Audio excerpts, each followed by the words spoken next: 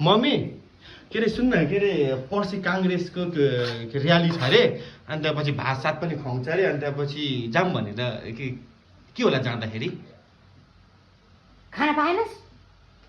मासुको खानालाई जान लाग्यो त अरे होइन के जाउँ भनेको छ नि यसो गएर झन्डा सन्डा हल्लाइदिने टन्न खानी आउने नि के छ र प्रभु यो त उल्कै रहेछ खानै नपाएको जस्तो पो खानु नपाएको जस्तो उहाँ जाने भन्छ मासु र भातले मम्मी के भोट चाहिँ जाने टन्न जाने होइन जाने यसो जाने टन्न खाने अनि त्यसपछि भोट चाहिँ फेरि सुटुक्क गएर घन्टीलाई हाल्ने क्या अनि के भन्छन् मान्छेले फेरि के भन्छन् यता खायो उता गयो भन्छ थुक्क तेरो बुद्धि बुद्धि त तेरो भ्रष्ट भएको बुद्धि जाँदिन म जस मजाक गरेको यसरी घन्टीमा नगर ऊ काङ्ग्रेसपट्टि कुद्छु भन्छ के बेहोरा सकेको कहीँ पनि जान्न मम्मी यसपालि भोट घन्टीमै हो खानै पाएन चाहिँ म खाने होइन भोट घन्टीमा हाल्छु ल ठिक छ